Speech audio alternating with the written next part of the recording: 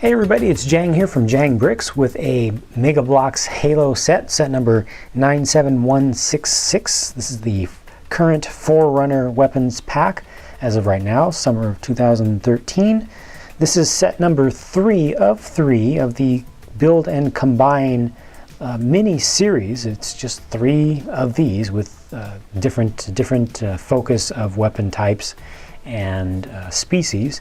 So this is the one with the Forerunner or Promethean Watcher included in it. Let's go ahead and take a look at this. Smallest piece count of the 3 with only 20 here. The previous one had 24 and the one before that had 26. So let's see how this works out.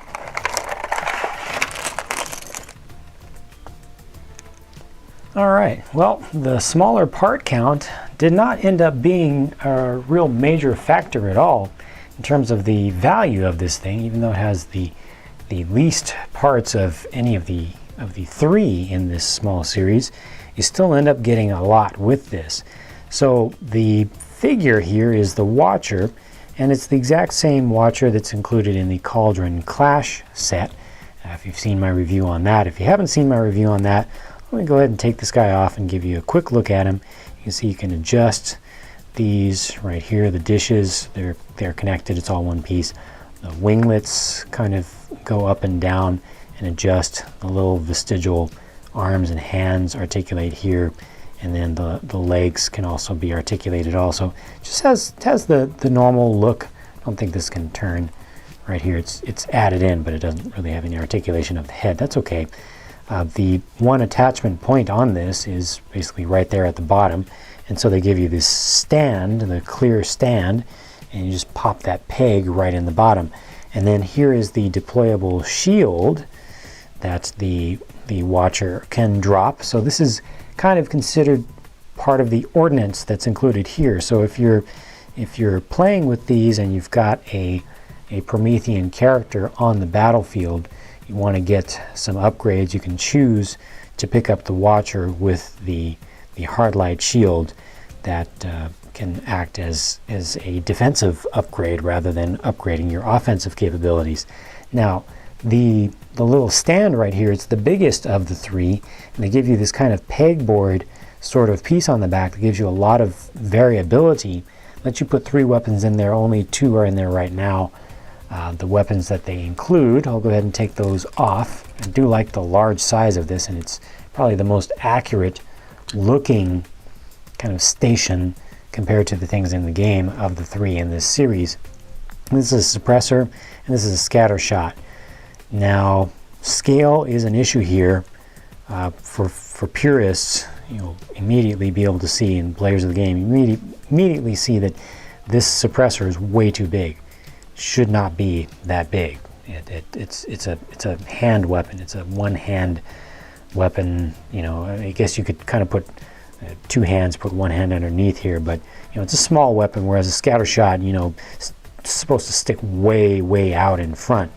A long barreled shotgun weapon.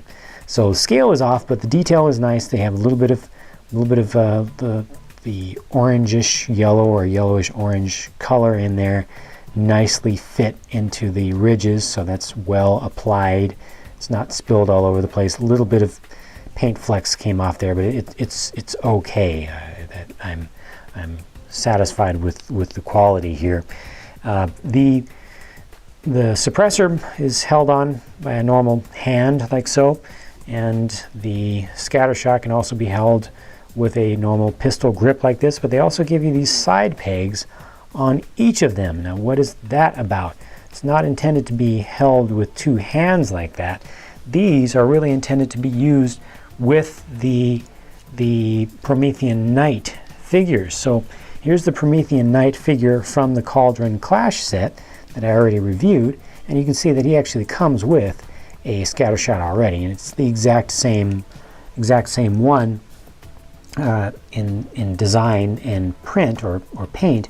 Slightly different color. This one has a slightly bluish tinge to it, where this is more of a pure plain gray. I'm not sure how well that's going to come through on camera, but there's just a subtle difference in color. But that's how these attach, because these actually attach directly to the arm.